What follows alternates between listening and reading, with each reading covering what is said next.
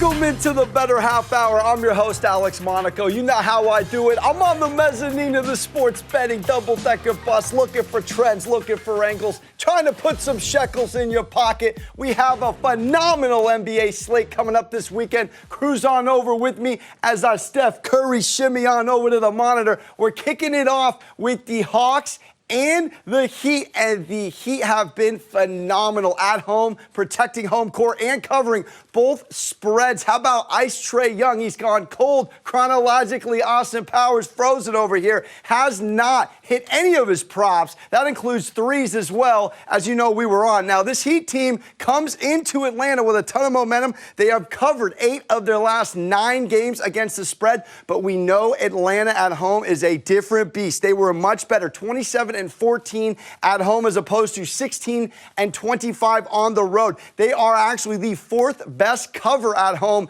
against the spread as well in the NBA. And as you see, Miami, a humble 1.5-point favorite here. Now, the Hawks, 9-0 in their last 9 at home, first teams with winning records. So they're beating teams at home, but they're beating quality teams as well. The Heat on the road, though, will be a tough test for Atlanta because the Heat are 10-2-1 against the spread in their last 13 road games. So we know low number for them could go both ways. I'm going to make a pick on it later in the show as we keep it moving. How about the shock of all Game 2s, not named the Pelicans? This Chicago Bulls team and DeMar DeRozan putting up a 41-piece, going into Milwaukee, the defending champs, home, and taking and stealing Game 2. We have ourselves a series, and on DraftKings, the series price has dropped immensely, a large drop. Now, the Bulls covered both numbers against the spread this series to kick it off. You saw it at 9.5 in Game 1 and 10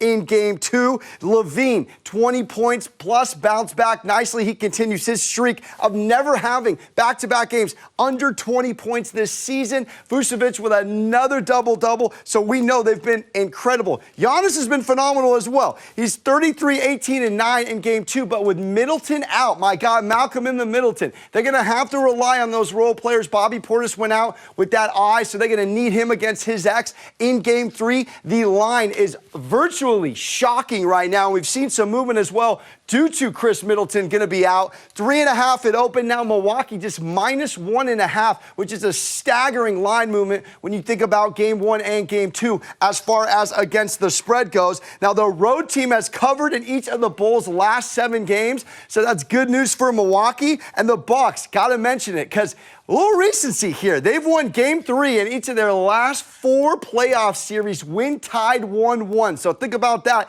as well as that the Bucks are 9-2 against the spread in their last 11 as a road favorite. And last but not least, the Bulls, 2nd best cover in the NBA at home. You know, they were the 5th worst on the road, so huge discrepancy in this one as we see how the line movement moves before Game 3. And then we go on to the West. Let's talk about the Suns and the Pelicans. Some serious series line movement as well as line movement in Game 3 due to Devin Booker. Fist bumped that baby, went viral on Twitter, and then hurt his hammy. He is out for Game 3 and likely Game 4. He had 31 and I believe 7 triples in Game 2. And then what happened as soon as he went out in that 3rd quarter? The Pels pounced, outscored him 34-22. Brandon Ingram with a team and game high 37. CJ with 23. How about the Suns losing 4 of their last 5 games without Devin Booker? Something to figure out. This is a 1-1 against the spread series as well as the series record.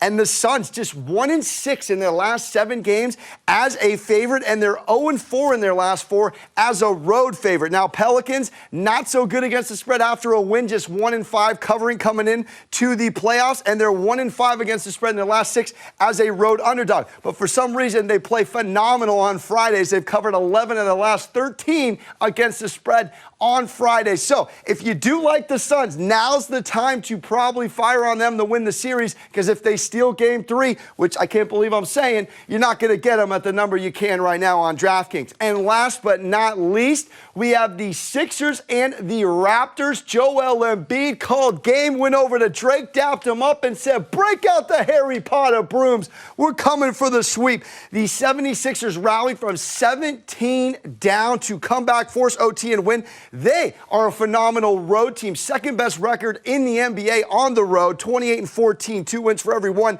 And the Raptors at home this season, just 21-21 against the spread. Now, the Raptors on 2 to 3 days off, a pretty good cover, 9-4 covering. Sixers just 5-8 against the spread. So some big difference there. As we know, Harden, he's had a double-double in several games except for one in his last. And Joel Embiid is just feasting, as we know, said one of the biggest shots of his career as he hit that three and covered the 2-point spread because Vegas is sick.